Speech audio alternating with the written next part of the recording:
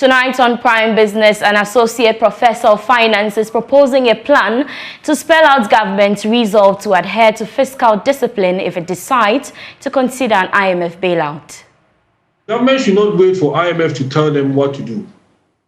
They already have a plan. They already have a homegrown program.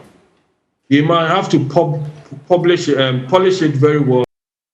Also, e-levy was poorly designed and needs review. The assessment of a former finance minister said Tekpe as tax policies brings in only 10% of estimated revenue. Meanwhile, tax partner at Deloitte's Ghana, George Ankuma, says it's early days yet. Once the policy has been implemented, I think that it's important that we monitor for some time to be able to make a meaningful conclusion and not be in a rush just because for 2 months it has not been yielding the expected revenue. As good news as KJTL market has been reconnected to the national grid after payment of 20% debt owed the Electricity Company of Ghana.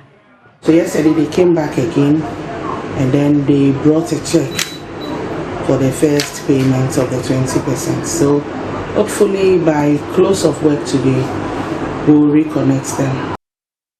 I'm Beverly Broohm. Please stay for details.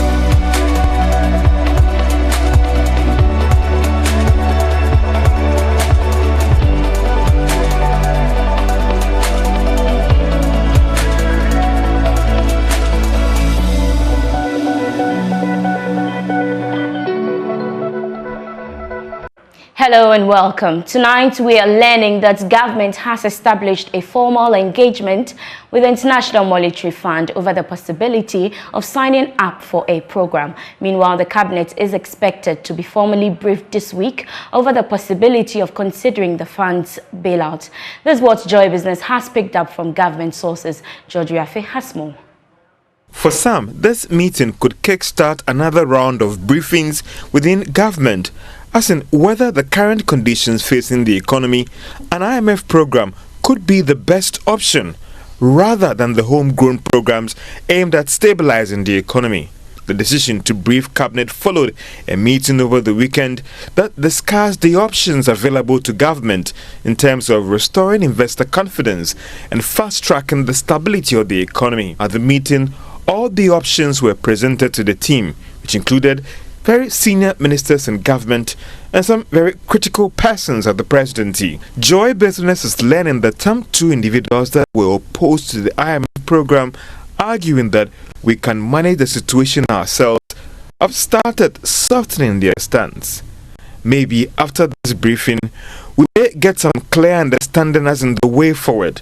That is, can the homegrown program do the trick, or the more we delay, the more the situation worsens?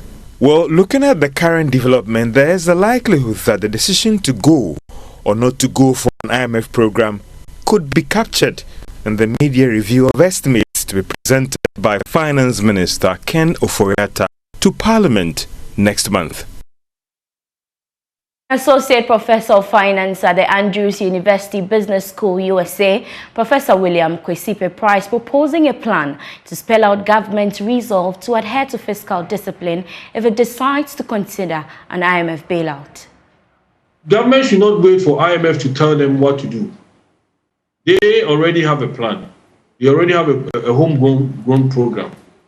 They might have to polish it very well in such a way that it will be in a way that brings physical discipline and then also reduce some unwarranted spending that will take us off gear or out of budget.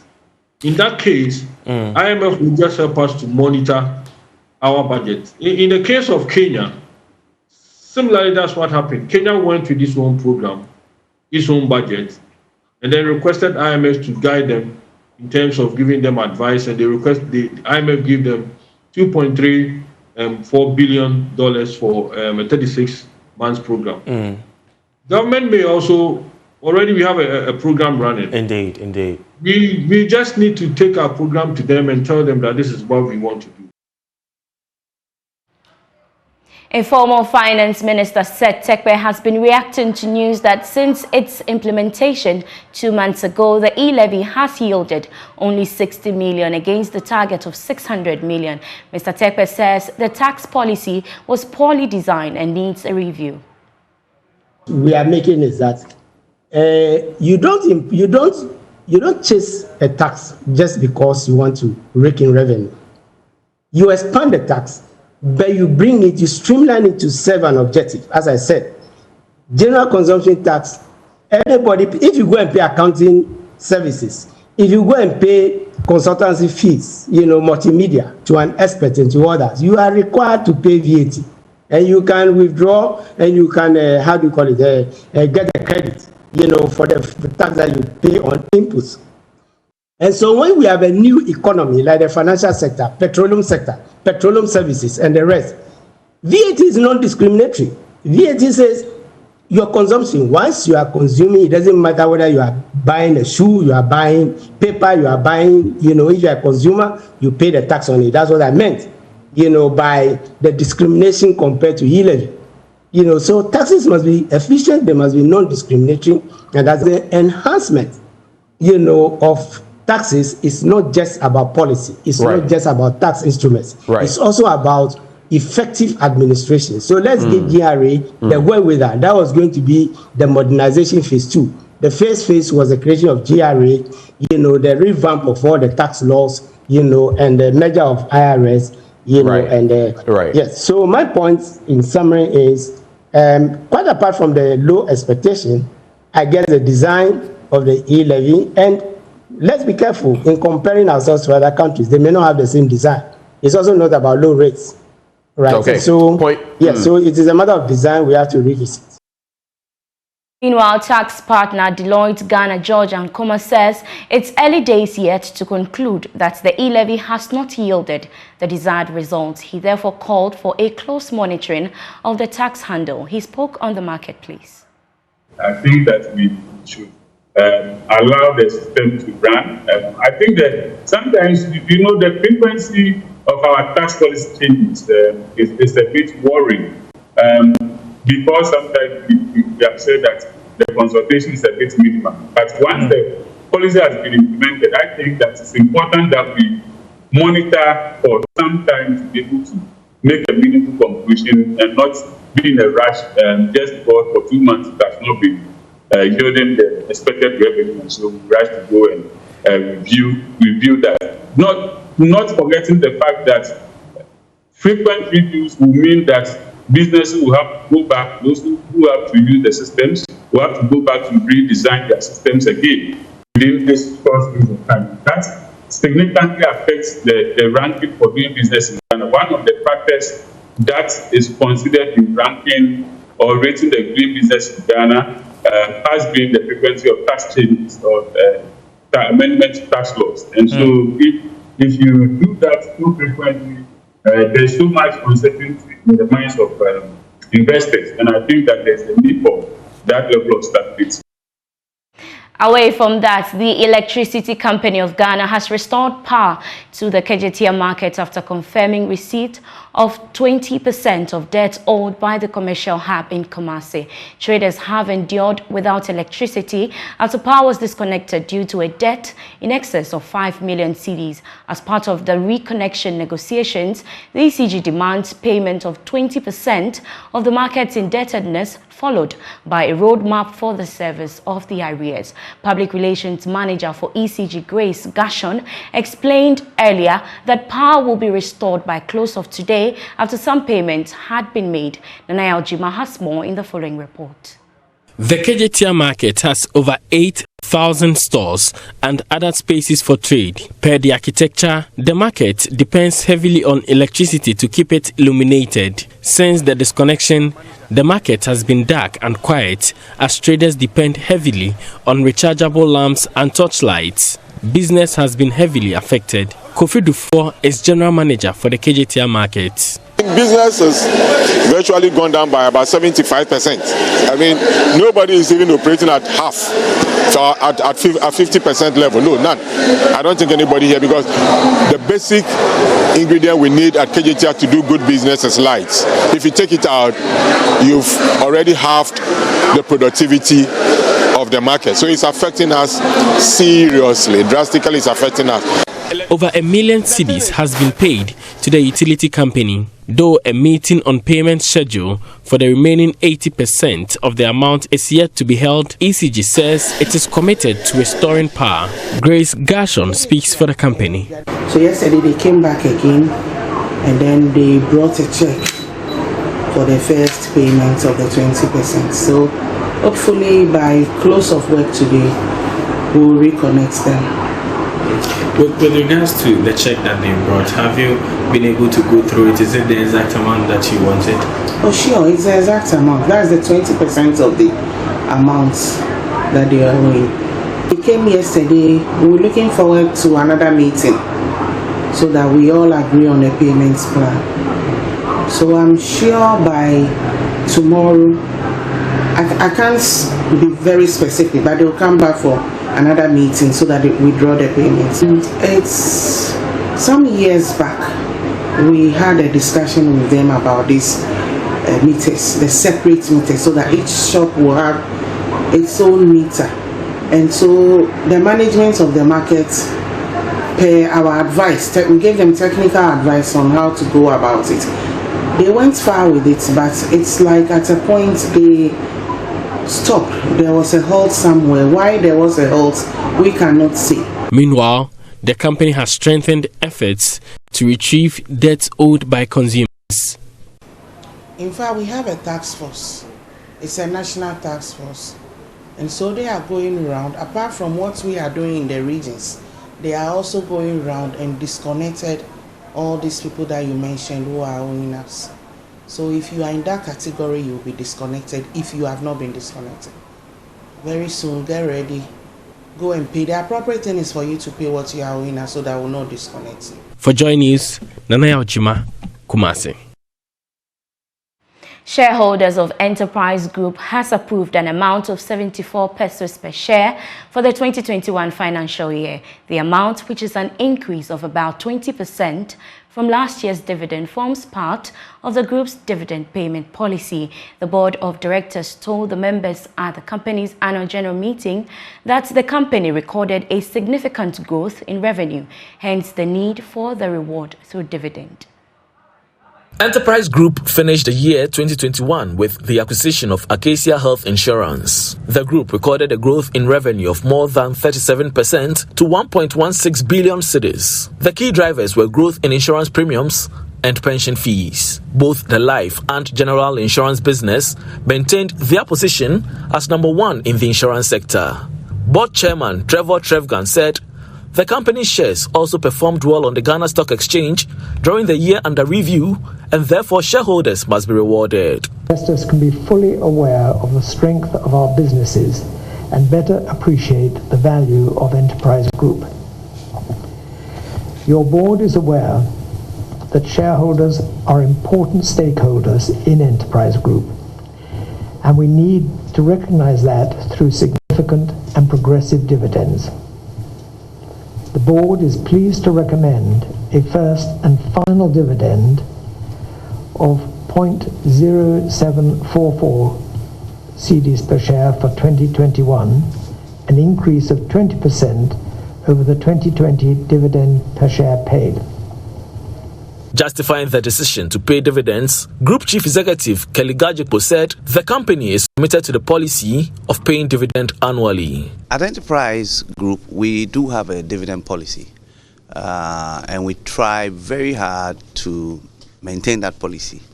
And so the increase you see is a modest increase, 20% on last year, and it falls within our dividend policy. We like to think that shareholders, apart from appreciating the increase in the value of the shares, would also like a bit of income, especially at a difficult time as that. So we talked about it extensively at the board level, and we're fortunate enough the board gave us support to pay out some dividends for 2021. Enterprise Group's total assets grew by 23.9% to 1.74 billion cedis in 2021. Fan Milk Ghana has said it will continue to contribute to the working capital of its distributors across the country. According to the Managing Director for Fan Milk West Africa, Yojo Betting, the company will digitize its activities and work closely with distributors to ensure expansion in their businesses. He spoke to Joy Business at the Achedia promo event. In the Achedia Kesi Promo Annual Conference, key distributors and business partners received the rewards for their contributions to the company's success. Yo Zoberton, Managing Director, stated that the organization will continue to make efforts to protect its partners. He stressed that this is done in order to guarantee both social and economic progress. The Fan Milk Agents and Key Distributor Conference is, for us, something that is extremely important. I've said over and over, for a company to be performing, you need to reward performance. Rewarding merit is something that has been dear to us, and you could see that in the way we conduct our business and also in the way we've structured our trading terms. So this annual conference is the biggest reward and recognition programs that we have for our trade partners. I'm speaking about reward, but I'm also speaking about recognitions. It's our way of making sure that we alleviate the pain that one has to go through to maintain and grow the working capital. As I said also a couple of months ago from Kumasi, when we were running our promotion to reward quarterly the performers, we will make sure that every time we are organizing an event for our trade partners, we invest into working capital. Single point of contact for sales, Emmanuel Eduse Nimo, stated that this was done to include its partners and provide them the skills they required to help the business. It's here today to recognize and then build the capacity and capabilities of our distributors. We all know that since 2019, when COVID hit the country, we've not been able to engage our partners. And we see this as a big opportunity to get closer to them, to understand the challenges they are going through, especially in this time where we have inflation and we have other economic impactors disturbing them in their business. We feel that it is the right time for us to engage them so that we can equip them with the skills they need to really survive and then protect and grow their businesses. The promo was launched to motivate trade partners to sell more whilst investing in their business. MTN Ghana Foundation has organized an ICT program for pupils and teachers of the Dansoman A cluster of schools in Accra. Speaking to Joy Business, Acting Chief Corporate Service Officer of MTN, Nana Kofi Asari, said the move is part of MTN's strategy to leverage technology to build and enrich lives. Here's more. Yellow Care Month is an annual employee volunteering project aimed at giving back to the society. To climax this year's activities, staff of MTN visited Dansoman A cluster of schools to donate some technological gadgets and also to take pupils and teachers through basic technology skills to improve teaching and learning outcomes. Speaking to Joy Business, Acting Chief Corporate Service Officer of MTN, Nana Kofi Asari, said the company hopes to transition itself beyond telecommunication. In MTN, across the group, basically in the month of June, all the OPCOs employees do volunteerism. So it's for 21 days where we go around and spend time with people in their communities and the schools to help them to develop their basic IT skills. We are currently like a telco, but we obviously, as part of Ambition 2025, we are moving to becoming a techno. So basically, right now the world is gone digital. So the only way for us to catch up, it's also to help others to catch up. Municipal Chief Executive of Ablekuma West, George Cyril Bray, commended MTN for its kind gesture and urged other organizations to emulate the move. What touches me the most is the seeing that there's life after COVID. At least to take market women, to take students, to take pupils through technology that they can put to use after COVID and be relevant in society. I think it's an effort worth commending. Would entreat all others, that is all other companies, all other telcos that have the wherewithal to support society, to make sure they also put their shoulders to the wheel such that generally will become digitally inclined. Headmistress of the Dansoman 4 Basic School, Ophelia Saka Jimra, expressed gratitude to the company and asked that the gesture is done more often. Our school here to meet with students and teachers, to teach us and then guide us as to how beneficial our phones will be in the essence of learning to our students, how they are supposed to operate their phones to assist in learning this morning. And what I would like to say is a big thank you to MTN, and we ask for more. Some pupils who benefited from the training also spoke to Joy Business. I've learned how to create an email, and also they also taught us how to use the Leopard. And that Leopard is a very good app for traders. I have learned that ICT can help us in many ways, and it can also help us to solve some of our problems in our community. And I also thank MTN for coming to our aid to help us. We thank them very well, and we are very excited. Since its inception in 2007, the initiative has impacted millions of people and communities across the continent. That's it for business here on the Joy News channel. Thank you so much for your time. You can visit myjoyonline.com for more of our business stories. We leave you with business news making headlines on the international front. My name is Beverly Broohm. Have a good evening.